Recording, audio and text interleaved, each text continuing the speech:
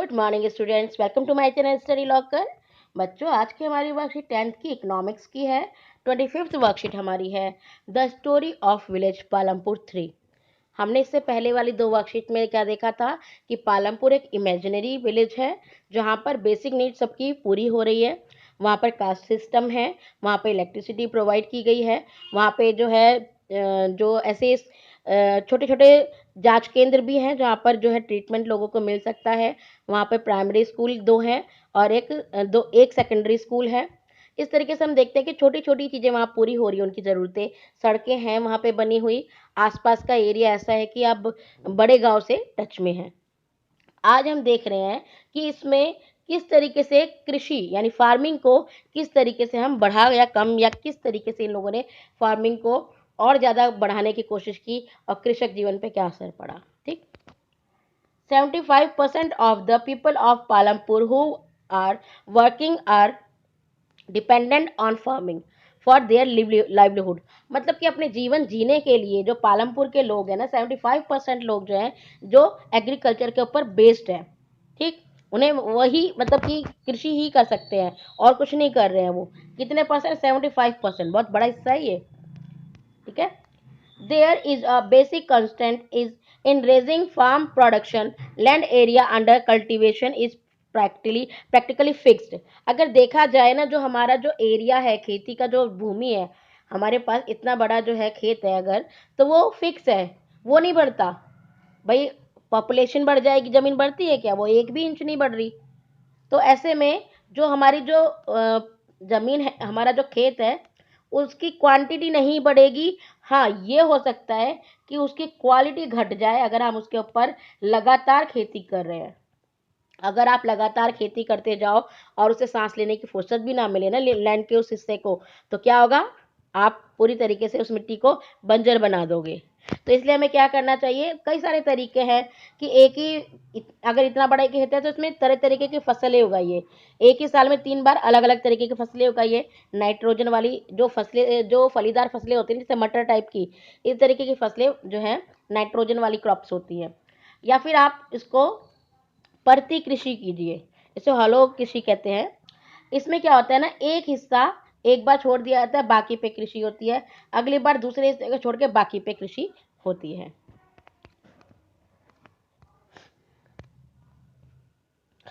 तो हम क्या देखते हैं कि जब जो पालमपुर है ना, वहां पर किस तरीके की खेती की जा रही है। The main reason why farmer are able to grow 3 different crops in a year in Palampur is due to the well developed system of irrigation. हम देख रहे हैं पालमपुर में सिंचाई का बहुत ही अच्छा सुविधा दे रखी है उन्होंने, इसीलिए वो जो है कल्टीवेशन अच्छा से कर रहे हैं और 3 डिफरेंट क्रॉप्स जो हैं एक साल में वो कल्टीवेट कर पा रहे हैं, उगा पा रहे हैं। To grow more than one crop on a piece of land during the year is called as multiple cropping। आपको क्वेश्चन का आंसर भी है कि मल्टीपल क्रॉपिंग किसे कहते हैं। मतलब कि एक एक साल में एक ही भूमि के टुकड़े पर कई बार फसल उगाना, दो या दो से अधिक बार फसलों को लगाना। इससे ना उर्वरा शक्ति बनी रहती है, जो फर्टिलिटी पावर है भूमि की। It is the most common way of increasing production on a given piece of land. यही सबसे अच्छा तरीका है कि जो आपको जमीन आपके पास है उससे ज़्यादा प्रोडक्शन करने का। All farmer in Palampur grows at least 2 main crops. वो एटलीस्ट 2 मेन क्रॉप जो है वो उगा रहे हैं, 2 फसलें उगा ही रहे हैं। ठीक, एक तो ये हो गया कि भाई आप ज़्यादा फसलें लगाओ। The other way is to use modern farming method for high yield. जो उच्च क्वालिटी के बीज हैं, उर्वरक हैं, कीटनाशक है, नई टेक्नोलॉजी है, उसका भी इस्तेमाल यहाँ पर किया जा रहा है। ठीक, the green revolution in the late 1960s introduced the Indian farmer to cultivation of wheat and rice using high yielding varieties। आप देख सकते हो कि हाई यील्ड वैरायटीज के जो बीज हैं उसका इस्तेमाल ये आपका ग्रीन रेवोल्यूशन के अंतर्गत किया जा रहा है। हरित क्रांति इसे कहा जाता है। 1960s के दशक में ये हुई थी। इसका हरित क्रांति का जो उद्देश्य था कि कल्टीवेशन ज़्यादा से ज़्यादा हो, प्रोडक्शन ज़्यादा हो एग्रीकल्चर में। ठीक, तो हम क्या देखते हैं, इन्होंने अच्छे क्वालिटी के बीज में यहाँ पर इस्तेमाल करे। कहाँ पे? Punjab, Haryana, western Uttar Pradesh were the first to try out the modern farming method in India. इन तीनों के तीनों राज्यों ने क्या किया, सबसे पहले नई आधुनिक तकनीकों का इस्तेमाल किया कृषि के लिए। The farmer in this region set up tubewells for irrigation and made the use of high yield seeds, chemical fertilizers, pesticides in farming. They were rewarded with high yields of wheat. इन्होंने क्या क्या इस्तेमाल किया, इन्होंने यहाँ पे tubewell लगाए, सिंचाई करने के लिए ट्यूबवेल का इस्तेमाल किया गया। हाई यील्ड सीड, जो इन्हें उन्नत बीज कहा जाता है, बहुत अच्छी क्वालिटी के बीज होते हैं। केमिकल्स वाले फर्टिलाइजर्स का इस्तेमाल किया गया।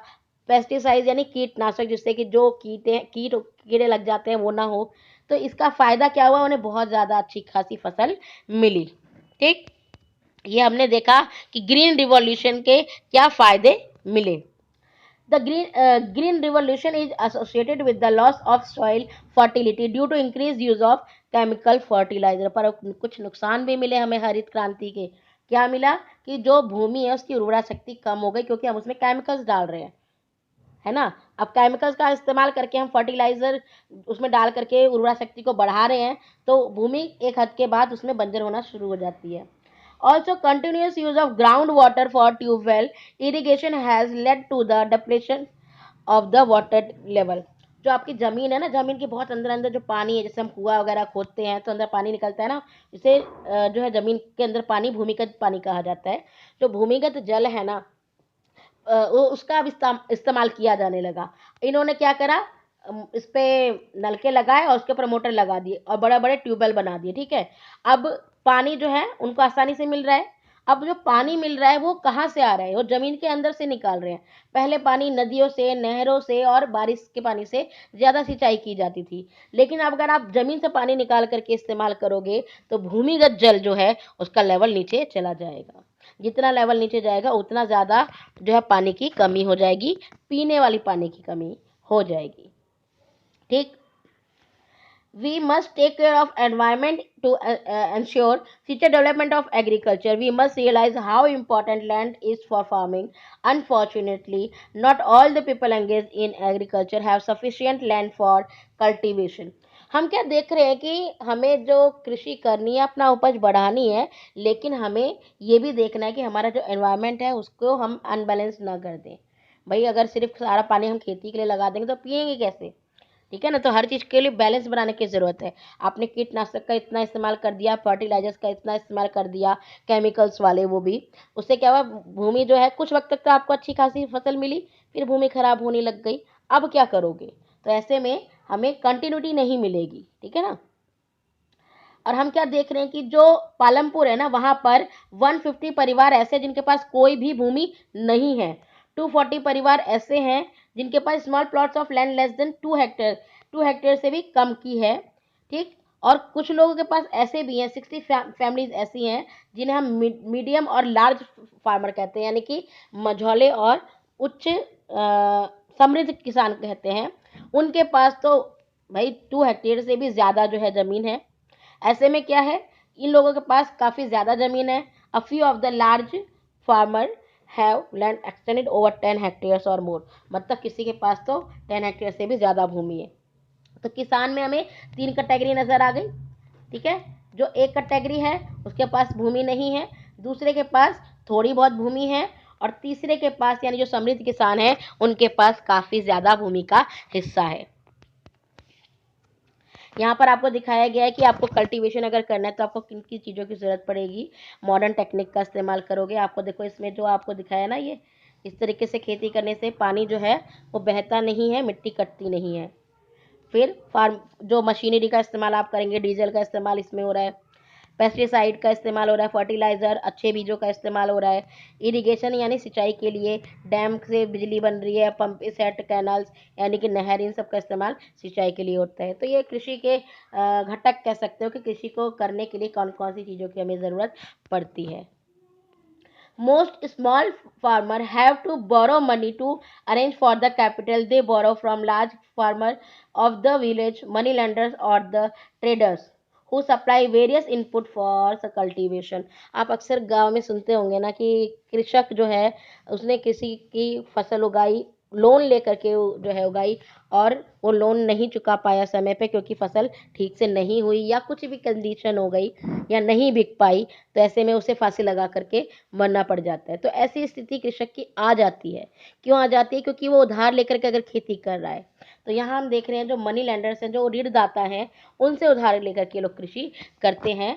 और the rate of interest on such loans is very high. कुछ लोन्स मतलब जो उसका इंटरेस्ट लेवल है वो बहुत ज़्यादा हाई होता है। They are put to great distress to repay the loan, और वो काफ़ी प्रेशर भी डालते हैं कि भाई लोन वापस करो। In contrast to the small farmers, the medium and large farmer have their own savings for farming. They are thus able to arrange to the capital needed. Small farmer have little surplus wheat because their total production is small, and from this is a substantial share is kept for their own family needs. अभी हम क्या देख रहे हैं, जो छोटे किसान है ना, उनके लिए बड़ा मुश्किल हो जाता है ये सब प्रोडक्ट, जो भी प्रोडक्ट्स हैं इनको खरीदना। भाई आपको फसल उगानी है, अगर आप मार्केट में जाके देखोगे तो जो खाद होती है, जो फर्टिलाइजर्स होते हैं, बहुत महंगे होते हैं। आपको ट्रैक्टर मंगाना है, आपको पानी की सुविधा देनी है, इतना कुछ आपको पैसा लगाना है। उस पैसे लगाने के लिए कहाँ से मिलेगा? जो छोटे किसान हैं उनके पास छोटी सी भूमि होती है, थोड़ी सी कृषि होती है, थोड़ा सा पैसे आते हैं, तो किसी तरीके से अपना काम चलाते हैं या तो लोन लेके चलाते हैं। और वो अगर वो थोड़ा उपज भी हुई तो थोड़ा तो वो घर के खाने के लिए ही रखेंगे। भाई जो छोटा कृषक है उसके पास इतनी तो प्रॉपर्टी आ ही नहीं रही है ना। क्रॉप क्रॉप को मतलब लगाने के बाद, कल्टीवेशन के बाद इतना प्रोडक्शन ही नहीं हुआ कि वो बेच सके बहुत अच्छे दामों पर और अपना मतलब कहे कि हाँ मैंने खेती करी है। जो प्रोडक्शन कर रहा है उसी में से वो खा भी रहा है, उसी में से वो बेच भी रहा है। और जो बेसिक प्राइस होता है ना कि आपको इतना पैसा खर्च करना ही है कल्टीवेशन को शुरू करने के लिए, जो चीज़ें सामान है, बीज तो खरीदोगे भाई, फर्टिलाइजर खरीदोगे, ट्रैक्टर वाले को बुलाया जाएगा कि भाई आप ट्रैक्टर को से हमारी ज़मीन जोत दो। तो ये सारी चीज़ें जो हैं इनके ऊपर जो खर्च होता है ना, वो छोटे किसानों के लिए बड़ा मुश्किल हो जाता है अफोर्ड कर पाना। Large and medium farmers sell the surplus farm products. A part of the earnings saved kept for buying capital for the next season. जो बड़े किसान हैं भाई उनके पास बड़े बड़े खेत हैं, काफ़ी भूमि उनके पास है, तो काफ़ी अच्छे से प्रोडक्शन होता है। अब उन्होंने जितना बेचा, जितना खाया, उसके बावजूद भी उनके पास काफ़ी पैसा रह जाता है, तो अगली बार के लिए वो सारे प्रोडक्ट्स खरीद पाते हैं। तो ऐसे में हम क्या देखते हैं, thus they are able to arrange for the capital performing for their own savings. तो इनको जो है कोई धार लेना नहीं पड़ता, इनको खुद की सेविंग से ही ये कृषि कर लेते हैं। तो जो फार्मर जिनके पास ज़्यादा सुविधाएं नहीं है उनके लिए जीवन बहुत ही कठिन हो जाता है। चलिए क्वेश्चन आंसर्स पे चलते हैं। What do you understand by multiple cropping system? Multiple cropping system से आप क्या समझते हैं? Growing crop more than one और twice in the same field in a year is called multiple cropping. एक ही साल में एक, दो या दो से ज़्यादा अधिक अगर आप फसल उगाते हैं उसे, तो उसे मल्टीपल क्रॉपिंग कहा जाता है, यानी कि बहुविध फसल प्रणाली। What are the consequences of green revolution? Green revolution के नेगेटिव इम्पैक्ट क्या पड़े? Due the excessive use of fertilizer for high yield, the fertility of the soil decrease। जो हमने बहुत ज़्यादा फर्टिलिटी उसको बढ़ाने के लिए उसके अंदर उन्नत बीज डाले थे, जो हमने उसके अंदर जो है फर्टिलाइजर्स डाले थे केमिकल्स वाले, उसने क्या किया कि सॉइल की, मिट्टी की उर्वरा शक्ति को और भी कम कर दिया। और हमने पानी कहाँ से लिया था? हैंडपम्प से लिया था। तो इसीलिए जो वाटर लेवल है ना वो नीचे चला गया, पानी के अंदर का जो लेवल है वो और नीचे जाने लगा। और ग्रीन रिवोल्यूशन का सबसे ज़्यादा बेनिफिट किन राज्यों को मिला? हरियाणा, पंजाब और उत्तर प्रदेश, जहाँ पर कृषि हो रही थी। बाकी क्षेत्रों पर जो ग्रीन रिवोल्यूशन का असर जो है इस तरीके का नहीं पड़ा जितना कि इन क्षेत्रों पर पड़ा। What are the different way of increasing production on the same land? Use an example to explain। आप किसी भी कृषि को मतलब अगर चाहते हो किसी भूमि से और ज़्यादा कृषि की जा सके और ज़्यादा क्रॉप को है जो उगाया जा सके, तो आप क्या कर सकते हो? हम कह सकते हैं कि यहाँ पे हॉलो होगा, जो आपकी कृषि प्रति कृषि बताई थी मैंने कि थोड़ा हिस्सा हमने छोड़ दिया, वहाँ पे जानवर बैठा दिए जिससे कि वहाँ पे नमी बनी रहे, खाद बनी रहे और थोड़ा सा इस ज़मीन को दोबारा उर्वरा शक्ति प्राप्त करने की जो है टाइम मिल जाए। और बाकी तीनों पे खेती कर ली, अगली बार इस वाले को छोड़ दिया, इन तीनों पे कर लिया। तो इस तरीके की हम खेती कर सकते हैं। मॉडर्न हम टेक्नोलॉजी का इस्तेमाल कर सकते हैं। नाइट्रोजन रिच क्रॉप्स जैसे कि आपकी दाल हो गई, मटर हो गई, इस तरीके के क्रॉप्स का इस्तेमाल करना। Grow the produce by changing in the crop in the field, बार बार बदल बदल करके फसल उगाना। ये नहीं कि आलू उगा रहे हो तो बार बार आलू उगा रहे हो, भाई एक बार आलू उगा लो, एक बार टमाटर उगा लो, एक बार मटर उगा लो, कभी दाल उगा लो, ठीक है। Keeping animal in the field etcetera, जो एनिमल्स है उनको फील्ड में रखना। तो ये सारी चीज़ें हैं जिसके माध्यम से हम कृषि को बढ़ा सकते हैं, उसी भूमि पर और अच्छे से कृषि की जा सकती है।